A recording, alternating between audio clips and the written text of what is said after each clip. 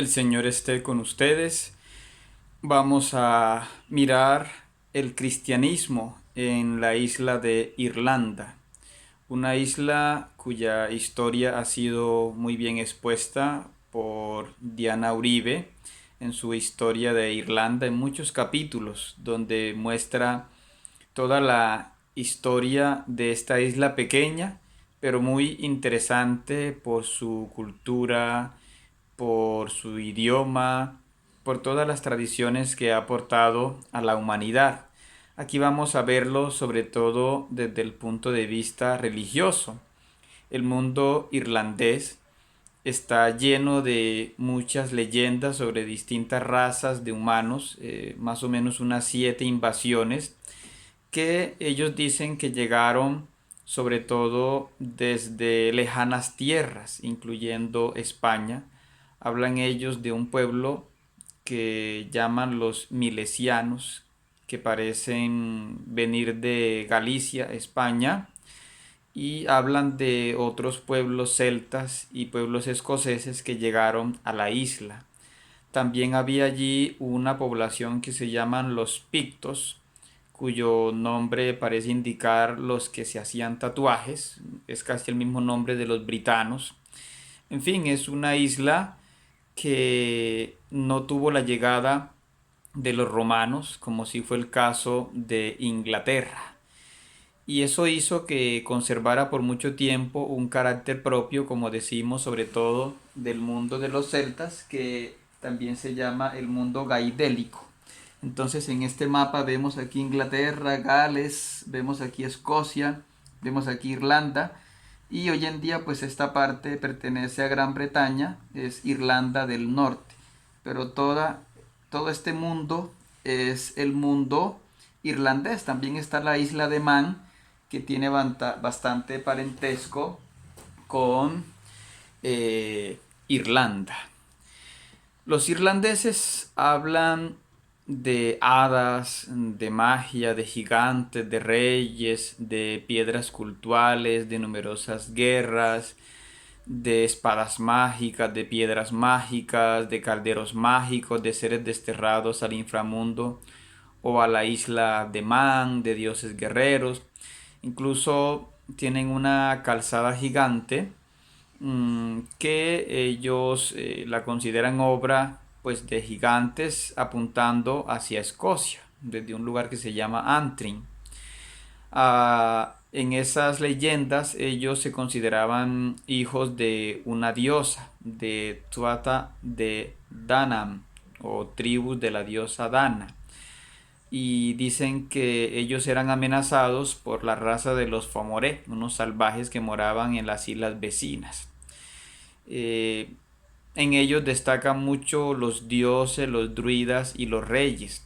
Tenían como principal dios a Dagda, que era como vinculado a todo lo que ellos consideraban bueno, incluyendo la gula, la promiscuidad, la magia, la guerra, el poder sobre la vida y la muerte, pero que ya en tiempos de la leyenda del rey Arturo, a Dagda lo consideran pues un salvaje de los bosques. Esto es producto un poco de la cristianización. Dagda también era llamado en otras tribus Teutates, que significa precisamente el dios de la tribu. Así le llamaban en Francia, en Galia y en Britania. Otro dios que ellos destacaban era Lugh o Lugh, que significa blanco, luminoso, cuervo. Curioso porque los cuervos son negros, pero era un animal también sagrado, ¿no? A Lugh lo consideraban un dios joven que no tiene ninguna función, pero que puede hacerlas todas.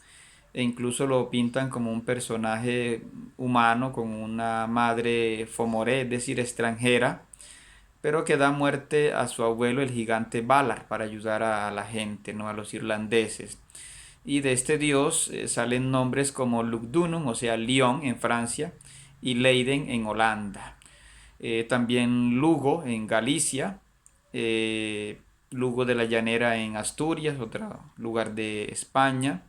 Y hay una tribu a la que llaman Lugones. E incluso hoy en día todavía se practica la fiesta de la Lunasa, que es una fiesta de la cosecha el 1 de agosto.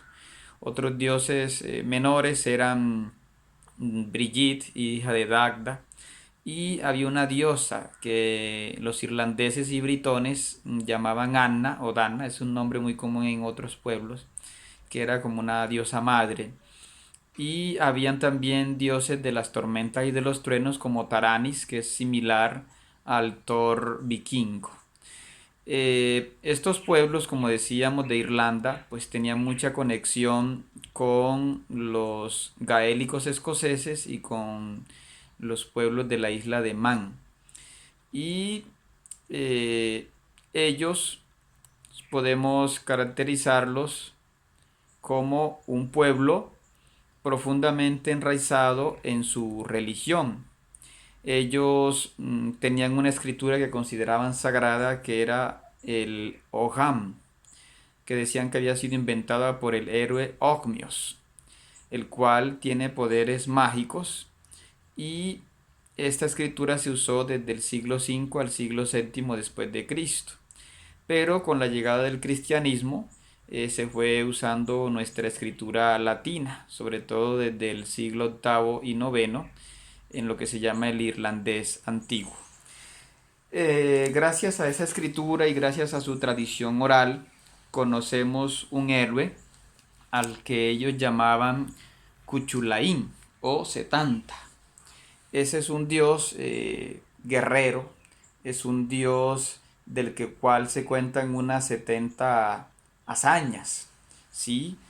Es el héroe por excelencia de Irlanda. Recordemos que Arturo es el héroe en cambio de los britanos. Incluso el rey Merlín era pues un rey britano de Baja Escocia que vivió unos 70 años después del Arturo histórico y que se enloqueció y se refugió en un bosque profetizando, pero lo ponen como el druida por excelencia, ¿no? Entonces, si queremos pensar cómo era un druida, pues imaginemos a Merlín. Los primeros irlandeses pues tenían peregrinaciones a colinas, pozos sagrados para curarse. También hablaban de unos nobles que no tenían herencia, los Fianna, que se dedicaban a servir como mercenarios.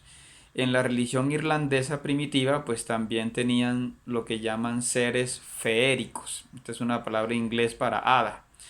Eran como unos seres etéreos, o sea, con naturaleza corporal y espiritual como los duendes, los gnomos, en fin. Las hadas son las que poseen el glamour. Glamour pues es una palabra que significa encanto, es decir, encantaban a quien las veía, y por eso era necesario evitar lugares deshabitados en luna llena. En Cornwall, que es una península de Inglaterra, se hablaba de los pixies, que son unos duendecillos azules. En cambio ya no hablaban de las hadas. También hablaban de los leprechaun o leprechaun, que son duendes verdes ricos que fabrican zapatos. Eran importantes varios animales, ¿no? Entre ellos las mariposas, que eran signo de la transformación del dios Luco. Allí pues va a llegar, como decíamos, el cristianismo y se va a encontrar pues con una cultura que no tiene influencia romana, y por tanto se va a encontrar con que ellos tenían una forma de ver el alma, lo llamaban el anem, lo veían más como una fuerza vital, como el ímpetu, pero hablaban también del anatlon, lo que respira, y el anatla, la fuerza vital, que ellos lo relacionaban con el fuego, con el movimiento. También hablaban del anaman, que en latín sería el nomen, ¿no? El nombre. Todos ellos eran como importantes. Ellos también tenían la idea de una creación o andegenton, lo que significa lo que está debajo, lo que nace.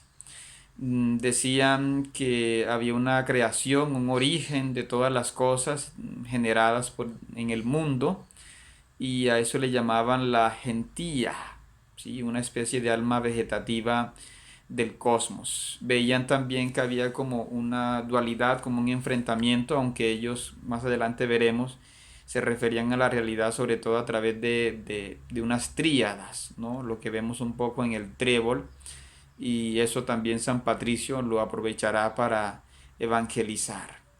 Ellos hablaban también del aige o aigneat, la mente, que es una palabra parecida al griego gimnosco y al inglés now, para indicar el saber. Y varios animales los tenían como sagrados, por ejemplo los salmones, porque eran animales que se movían con mucha destreza, que además comían las avellanas y para ellos las avellanas son un fruto que da sabiduría. Lo mismo piensan de los jabalíes que comen avellanas.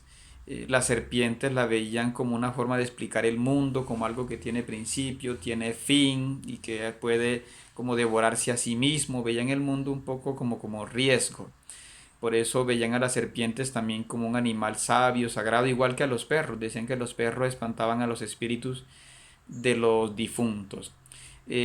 También a la diosa Dana que mencionábamos, cuyo nombre significa oscuro, río, la asociaban pues con una vaca blanca, por eso la llamaban buiwinda, más o menos parecido a lo que en latín se dice bovina, o sea, la vaca.